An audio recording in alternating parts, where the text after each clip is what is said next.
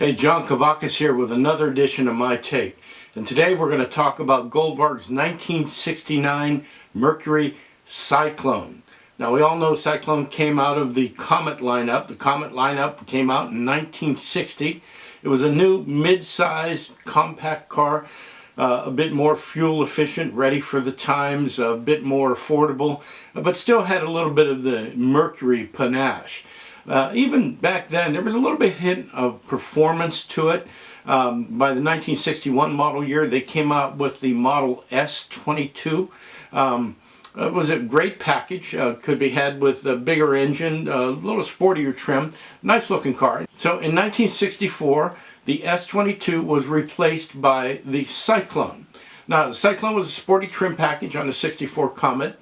It could be had with a 289, a great little V8 engine, very powerful for its size, had bucket seats, spoked wheels, and some other trim, and it proved to be pretty popular, and it set the stage for something even better. In 1968, the Cyclone became a separate model. It was no longer a Comet Cyclone.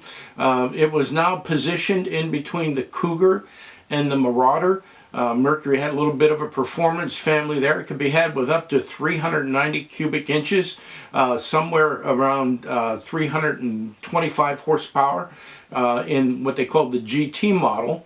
Mid-year, they debuted the 428 CJ, which had a reported, it was a vastly underrated engine, reported at 335 horsepower.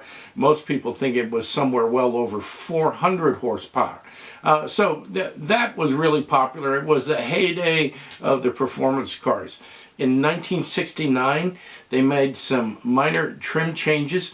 The 428 CJ became a model unto its own. It was called the Cyclone Cobra Jet.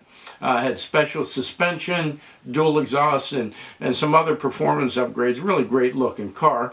And Goldvarg has given us a model of the 69 models. The GT with 390 badging in it, and the Cobra Jet with the 428 badging. Now the Cobra Jet is available in what they call dark aqua poly.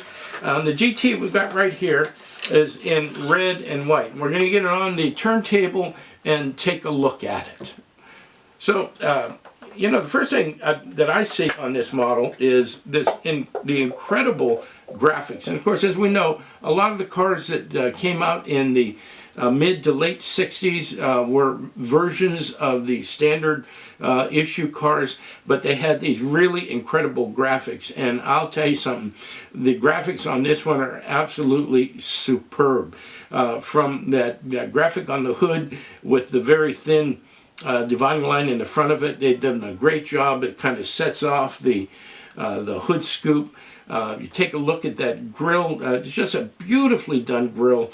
Typical excellent badging for Goldvarg. Looking on the side, the stripes on the side, the little dog leg stripe is really well done. The division in the paint, now this is a masked thing. I believe that they masked this, but the division in the paint between the roof and the rear quarter panels is just superb. I mean, even under magnification, it's really well done. The spoiler on the back is in the appropriate flight black. The lensing in the back is just excellent. Blacked out rear panel there, just really good looking. The wheels are good. They're good for what they were. They're a good representation of the wheels. The trim and everything, separate door handles, separate mirrors. The windshield wipers are to scale. I love what they've done with the little grill on the front cowl. Again, that looks very realistic. The trim around the side windows is painted silver. Now, this is something that we're seeing on more and more models, and I got to be honest with you, it is an effort on the model builders to try and keep expenses down. It looks really good. It's not noticeable unless you're looking really close. I know that bothers some people, and so you're going to have to make a decision if that bothers you. But everybody that I've spoken to that has one of these models in hand It's not a distraction. For me, it's not a distraction either. The trim around the rear window is very delicate. It is photo etched, but it's very much to scale. This is a fantastic looking model. Again, this microscopic badging on these things is just beautifully done. Goldvarg is holding the line on prices. You know, these are $99. I mean, that's even the old price. So at $99, is a really, really good value. A beautiful model and a promise of what's to come with some of these cars in the later 60s, earlier 70s and everything, with all of the trim that made them so unique and all of the badging and everything that is so accurate. I want to call out, before we leave, I want to call out the interior on this one. Again, the dash is absolutely exquisite. You can almost read the gauges, the door panels, separate window handles and door handles inside. It's typical Goldvarg excellence, and I just so much appreciate what Sergio is trying to do at holding the prices. And you know, inevitably we're going to see higher prices come from Goldvarg as well. It's going to happen all around the line, but you know, Sergio thinks so much of his clients that he's trying to do the best he can for them. He's got a ton of models coming out. I've got a bunch of them coming. We're going to have them in Chicago next week.